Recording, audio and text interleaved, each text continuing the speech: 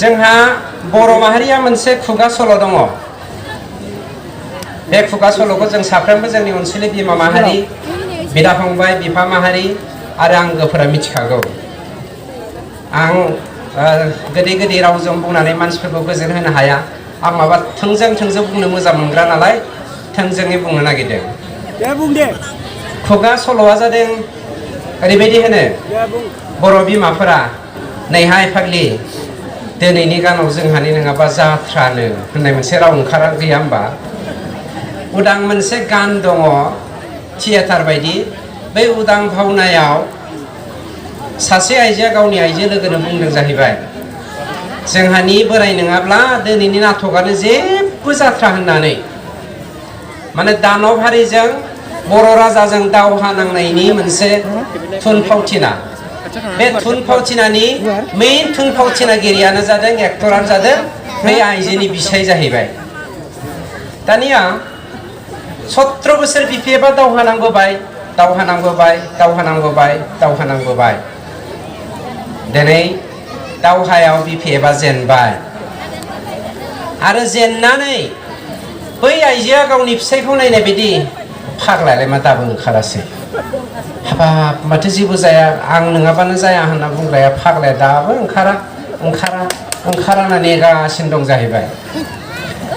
लास्टाव नुबाय बिनि बिसाया, बै आइजोनि बे बिमानि बिसाया राजाया दानब हारिजों सिथार जानानै बा रायजो राजाजों सिथार जानानै, रायजोनि जेबो मावैनि थाखाय रायजोफोरजों सिथार जानानै बे गोथै सहखौ बाननो थांग्रासो जाहैबाय बे फिसाया। दिनैनि दिनाव बिपिएफ हान्जाया राहा गोथे जाबाय। राहा गोथे जानायलाय थैनोसै समाव गावसोरखौ बानगारनो राहा गैयिनि थाखाय अनजलि दैमारि, बि सावरायग्रा आरो धीरेन बर'खौ बिपिएफखौ बानगारनानै गारहैनो थाखाय बायनानै लांगारगारबाय जाहैबाय। दिनैनि राजखान्थिया बेनो। आं थोंजोङै गिदिर बेखिनिखौ बुंनो नागिरदोंमोन, अब्लाबो सुंद'यै माखासेखौ बुंनो नागिरनोसै। गुबै बाथ्राखौथ' नोंथांमोन मिथिखागौ। दिनैनि बर'नि पलिटिक्सआव मानो अनजलि दैमारि, धीरेन बर' आरो सावरायग्राया हाग्रामानि गोथै सहखौ बानग्रा सासे बानगिरि जाखो, बेखौसो आं बेखेवना होनो नागिरदों। जोङो मिथिगौ, जोङो सोलायनाय नागिरदों। सोलायनाय, जौगानायनि सोलायनाय आरो समान मोनथायनि सोलायनाय।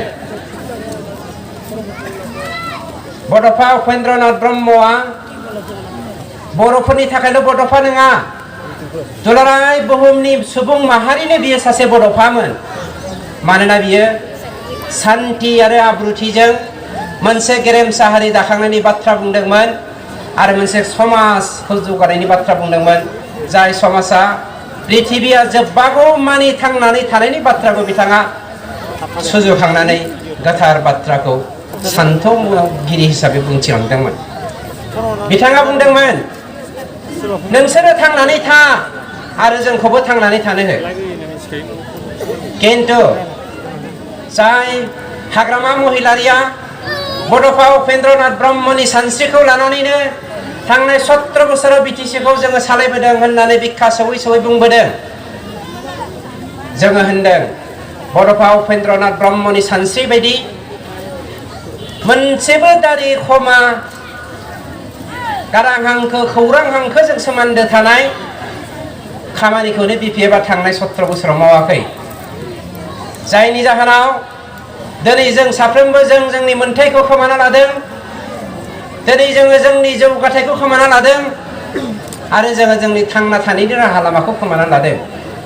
बेनिखायनो इउपिपिएल हान्जाया मोनफ्रोमबो जाथि जनगोष्ठीखौ खौसे खालामनानै मा खालामनो नागिरदों?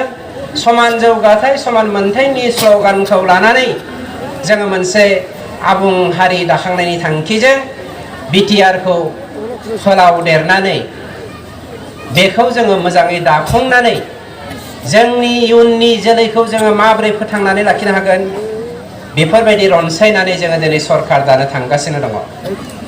थोंजोङैनो बुंनो थाङोब्ला जों बुंनाय राव नङा।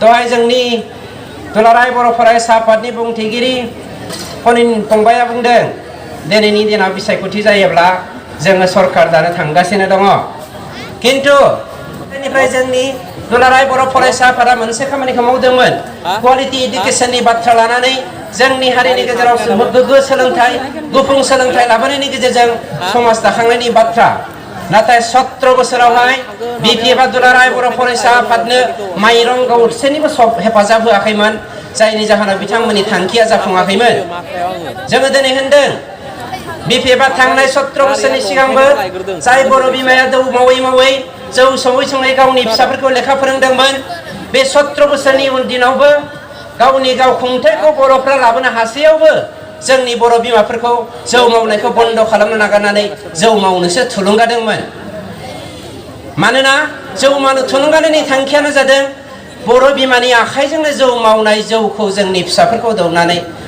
खाना खुजा लेंग्रा बानायनाय थामहिनबा जुवारि खालामनाय जौ फाग्ला बानायनाय ड्राग्स फाग्ला बानायनाय गावसोर गोसो बायदियै बिसोरखौ इन्जयमेन्ट खालामनो हानाय इन्स्ट्रुमेन्ट हिसाबै बाहायनाय मानोना जोङो थांनाय 10 बोसोरावहाय बिपिएफनि माखासे केरेक्टारखौ मोननो हादों बिथांमोना क्लास 9, 10, 11, 12 फरायनाय लाइमोन जोंनि अनसुलि बिनानावफोरखौ अस्त्रफोर बायदि बाहायनानै बरबाद खालामबोनाय गोबां प्रमान जोंनि आखायाव दङ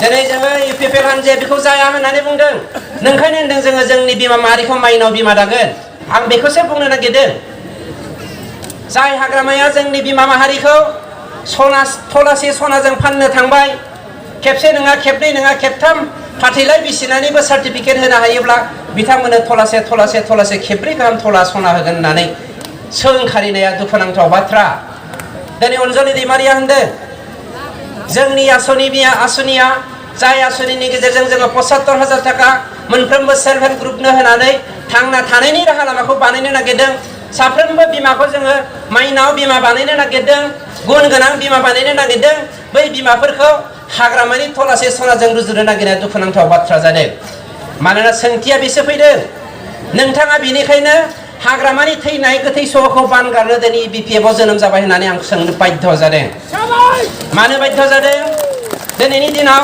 नोंथाङा सासे गुफुं बर' बिमा जानानै थांनाय 34 बोसोर एनडिबिनो आहार दौयै फिसिबिनानै दिनै जोबथा टाइमाव आहारनि बेसेनखौ सिनायनो रोङाखिसै थाखाजों हाग्रामानि उन थांनानै सानैसो एनडिबिफोरखौ नोंथाङा दालाल हिसाबै बाहायनानै हाग्रामानाव सोनानै जोबनायाव गोथार बर' बिमानि मुंखौ फाननानै बे गोथार बर' बिमानि थांना थानायनि राहा लामा होनो नागिरनाय हान्जाफोरखौ बिमा माहारिखौ फानग्रा होननायखौ आं दिनै अनला ओंख्रियाव आगान थायै राव बुंदों होननानै अनजालि दैमारिखौ इउपिपिएल हान्जानि सासे सोद्रोमा हिसाबै सोंखारिदों जायखौ आं दहाय बुंदोंमोन जोंनि अनसुलि बिनानावफोरखौ क्लास 9, 10, 11, 12 आव फरायनाय आइजोफोरखौ बिसोरो हालाय हाफाय खालामदों गावसोरनि चक्र बिहुनि सिङाव सोनानै बेफोरबायदिनो बिसोरो घन्टायाव 5 लाख गाहामनि जौ लोंनानै बेखौ जोङो होगोन उइदाउट इन्टारभिउ बेनि थाखाय इन्टारभिउ होनो नाङा दिनै इउपिपिएल हान्जानि सासे सोद्रोमा जानानै आं बे बाथ्राखौबो नोंथांमोननो प्रतिश्रुति होबाय जायफ्रा मुंख्लं नखर दङ बिनि थाखाय टेनसन जानो नाङा बिथांमोननो जों साख्रि होखागोन दिनै अनजलि दैमारिया नोंथांमोननि बे हालामाव फैनानै सावरायग्राया मालाबा गावनि जाथि बंस दं हिसाबै बेवहाय फैनानै धीरेन बर'मोना मालाबा बेवहाय मुंख्लं साननि बायदिसिना फालिफैनानै माबा मोनसे थांखिजों रायजो राजानि सिगाङाव हाबफैनानै मोनसे बाथ्राखौ बुंदों दाखालिसो मुंख्लं सान फालिनायाव 14 दाननि 14 अक्ट'आव मोनसे बाथ्रा बुंदों बिटिआर सुक्तिया एनडिबिनि थाखाय जेबो लाबोना होफैनो हाया आं होनदों जोंनि बिटिआर सुक्तिनि सासे एकर्ड खालामग्रा सिगनेटारि हिसाबै जोङो सासे खाना जोङो सासे मा होनो साननो हायै मेलेम गैयै खर'आ जुजाय गोनां सासे दैदेनगिरिखौसो सिगनेटारि हिसाबै बाहायफ्लांबाय नामा जोङो दुखु नांनाय फैदों आं होनदों डाइरेक्ट बे धीरेन बर'खौ बिथांनि खर'आव जुजायसो दङ खोमा जायनि जाहोनाव बियो बारग' एनडिबिनि दैदेनगिरिफोरखौ लानानै सोद्रोमाफोरखौ लानानै नंखाय राव बुंनानै गाव जे खौथि हाग्रामानिफ्राय रां लानानै गावनि न'खरखौ दानो थांदों बै मानसिफोरखौ थगायनानै दिनै नंखाय लामाजों दैदेननो नागिरदों जोङो मिथिगौ जोंनि एनडिपिआ 5,000निख्रुइबो बांसिन नङा। बै 5,000निख्रुइबो बांसिन नङै एनडिपिनि सोद्रोमाफोरखौ जोङो इउपिपिएल हान्जाया गाबोन सरखार दानो थांगासिनो दङ। आं प्रतिश्रुति होनानै बुंगोन नोंथांमोना जोंनि एकर्डनि गेजेरजों लाबोनाय बे रेलवे फेक्टरियाव हाबनोनो थोआ एनडिपि सोद्रोमाफ्रा। माबायावहाय मबे रावजों मबे थांखिजों मबे मिजिंजों दिनै नंखाय बाथ्राखौ बुंफ्लानानै प्रतिश्रुति होफ्लानानै जोंनि धीरेन बर'आ बिटिआर एकर्डनि गेजेरजों एनडिपिनि थाखाय जेबो मुलाम्फा गैयै मोनसे सुक्ति जाना फैदों होनना बुंखो बे जोंनि थाखाय दुखुनांथाव बाथ्रा जानानै फैदों। जेखियानो जाया सिबिनां रायजो राजा बिराद लासिंसिं बाथ्रा दिनै बर' हारिनि मुंखौनो बिपिएफआ फानगासिनो दङ। बयनिख्रुइ दुखुनांथावनिसिन बाथ्रा धीरेन बर' आरो सावरायग्रानि बुंनाय रावा 34 बोसोर बर' बिमाया आहार दौयै दौयै फिसिबोदोंमोन बे एनडिपिफोरखौ। जानो गैयाबाबो खबसे ओंखामखौ खबथाम खालामनानै फिसिबोदोंमोन। गावनि दखना बुरिनि आंसोखौ सोंथेनानैबो सुथुरनि आखाइनिफ्राय रैखाथि होबोदोंमोन। बर' हारिया मोनसे खान्थि दङ आंनि फिसाया हाबा जानानै थाङोब्ला बे फिसाजोआ आंनियाव आलासि जानो फैबाबो न'मा न'आवनो हाबनो मोना आरो बेफोरबायदि न'मा न'आव हाबनो मोनै जोंनि खान्थिखौ जोङो नागारनानैबो एनडिपिफोरखौ बासायबोदोंमोन न'मा न'आव सोनानै बाख्रि आगान सिङावहाय सोनानै। खिन्थु बै एनडिपि दैदेनगिरिफोरा दिनै बावगारबाय बर' बिमानि थाइनै आहारनि बेसेनखौबो बावगारबाय। दुखुनांथाव बाथ्रा दिनै जों अनजलि दैमारिखौ सोंखारिबावनांगौ गोनां जादों। सासे बर' बिमा होननानै बुङो बिथाङा बिखा सौयै सौयै बुङो जोंनि फिसाया माबा मोनसे जायोब्ला थरथिंसे थै बोहैब्लाबो दुखु जायोब्लाबो आंनि गोरबोआव नाङो मानोना आं बर' बिमा होननानै। बै बर' बिमाया थांनाय बर' वुमेन जास्टिस फरामखौ दाजेननाय समनिफ्रायनो बर' बिमानि गोथार मुंखौ लानानै जे राजखान्थि गेलेबोदोंमोन बे दिनै फोरमान जाबाय। माबोरै फोरमान जाखो? दान मोनसे खावसेनि सिगां कसुगाव समस्तिया हाग्रामानि समस्ति बिथाङा क'क्राझाराव देबोरगाव जेनगोनखौ मिथिखानानै कसुगावआवबो दिनै टिकेट लाहैदों। खिन्थु कसुगावआवबो बिथाङा जेनखागोन। बे जेनखागोनखौ नुनानैनो बिसावरायग्रा आरो धीरेन बर'आ हाग्रामाजों बाहायजादों आरो साद' बर' बिमाखौ दखना खुनो होसोदों बिनि केदारफ्रा। बेसेबां दुखुनांथाव बाथ्रा।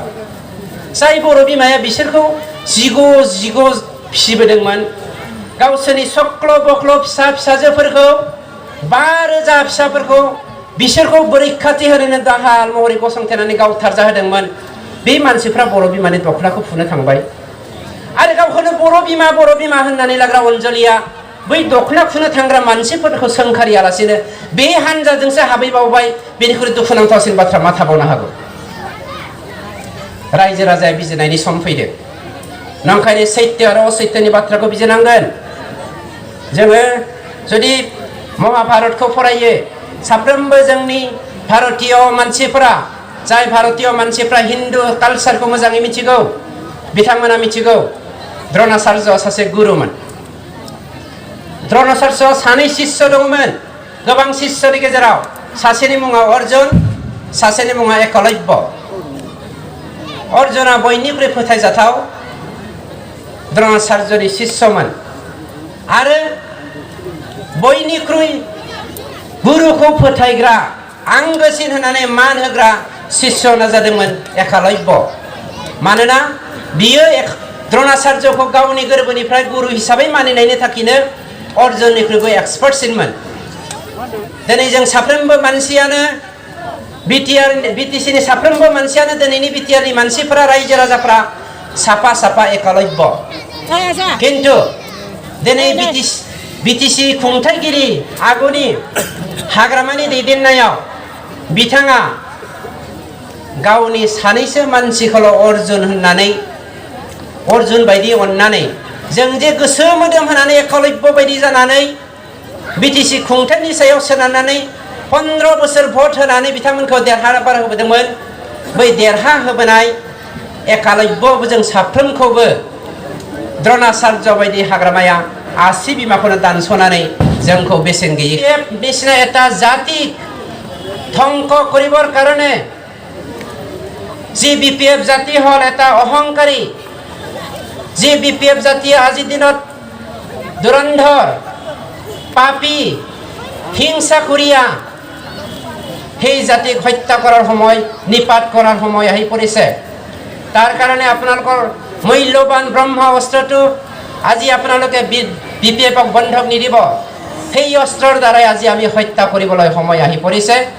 আৰু আজিৰ দিনত যদি আমি ইলেকশ্যন দিবলৈ গৈ থাকোঁ, অনুৰোধ সেইটোৱে, আপোনালোকৰ বিশ্বাসী ব্যক্তি যি দৈমাৰী ডাঙৰীয়া আৰু আনচাৰী ডাঙৰীয়া, তেওঁলোকক আপোনালোকৰ ব্ৰহ্মা অস্ত্ৰৰে ট্ৰেক্টৰৰ চিনত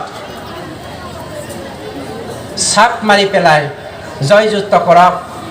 আৰু আমি চৰকাৰ গঠন কৰাৰ লগে লগে মই আপোনালোকক প্ৰতিশ্ৰুতি দিছোঁ, UPPL পাৰ্টিৰ এজন সদস্য হিচাপে, আমি জিকি যোৱাৰ পাছত আনচাৰী ডাঙৰীয়াই যদি একো কাম নকৰে, দৈমাৰী ডাঙৰীয়াই যদি একো কাম নকৰিব, এটা কথা আপোনালোকে জানক, বড়ো জাতিতকৈ ফেৰেংগা ডাঙৰ হ'ব নোৱাৰে, কোনো ইছলাম জাতিতকৈ আনচাৰী ডাঙৰ হ'ব নোৱাৰে।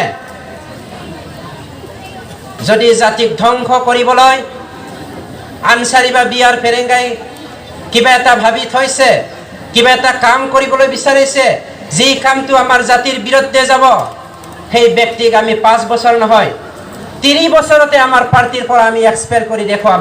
এইটো আপোনালোকে প্ৰমাণ কৰি চাব। बेनिखायनो सिबिनां रायजो राजा नोंथांमोन, दिनै आं मोनसे खावलायनो नागिरदों, BPFआ मालाबाबो जोंनि रायजो राजाखौ अनखाया। 17 बोसोर जोंखौ थगायबोखाबाय, दाखालिबो जोंखौ थगायबावनो नागिरदोंमोन। रांजों बायै बायै मानसिफोरखौ बायनानै गावसोर जे जेल जानो थांगासिनो दङ बेखौ बासायनो नागिरदोंमोन। जायनि जाहोनाव जोङो दिनै होनदों, जोङो निमाहा होआ, আমি হাগ্রামাক ক্ষমা নকৰো। আজিৰ দিনত যদি ইলেকশন হয়, পূজাৰ আগে আগে আমি সরকার গঠন কৰিম, আৰু কালী পূজা দিনাখন তাৰ আগ পিছ দিনাখন আমি ধামাকা অফার এটা আনিম। সেইটো হল হাগ্রামা এরেস্ট ধামাকা অফার। नोंथांमोना जोंनि सायाव फोथायना लाखि, हाग्रामाया माब्लाबाबो गला। हाजार हाजार कौटि रां जाख्ल'नानै दङ बिथाङा, बेखौ जों मालाबाबो निमाहा होआ। नंखायनो जोङो बुंदों, जाय BPF हान्जानि आगुनि मेम्बारनिफ्राय लानानै हाग्रामासिम दङ, बिथांमोना दाबो निमाहा बिनायनि सम दङ। नोंथांमोननि थाखाय जोंनि दरा अपेन। नोंथांमोना फै, निमाहा बियोब्ला जोङो निमाहा होगोन। नाथाय हारिनि थाखाय मावनो ओंखारबोनांगोन, खौसेथिनि थाखाय मावनो ओंखारबोनांगोन। गासै जाति जनगोष्ठीखौ लानानै समान जौगाथाय आरो समान मोनथायनि थाखाय खामानि मावनो ओंखारबोनांगोन। मानोना थांनाय 17 बोसोराव BPFआ बर' पलिटिकेल सृष्टि खालामनानै गावसोरनि लाबालाबनि थाखाय खामानि मावबोदों। आरो जों साधारन सहज सरल मानसिफोरा बिसोरजों बुख्रेब जानानै जोङो सिनस्रि गोबाय जानांदों। जों बेखौ बेबाराव जानो होआ। मानो जानो होआ? मानोना नोंथांमोना बांद्राय मावबाय। जोङो 15 बोसोर धर्ज हमनानै दङमोन, बेबाराव जोंनि धर्जनि सिमाया बारबाय। जों नोंथांमोनखौ खाबु होलिया। बेनिखायनो बुंदों, जाय BLT फंबायमोना, जाय BRTF फंबायमोना दिनैबो हाग्रामानि सायावनो भरोसा खालामनानै नेयै नेयै गावनि बिसिनि मैगं फाननायजों ओंखाम जादों, गावनि बिसिनि अमा बेदर दाउ बेदर फाननायजों ओंखाम जादों, फिथा फाननाय मैगं फाननायजों ओंखाम जादों। नोंथांमोना फै, जोङो जेरावहाय 5 लाख 8 लाख मानसिनि थांना थानायनि राहा लामाखौ होनो नागिरदों, 2-3 हाजार BLT BRTF जोंनि थाखाय जेबो नङा। नोंथांमोननोबो जों थांना थानायनि राहा लामाखौ 5 बोसोरनि गेजेराव होगोन।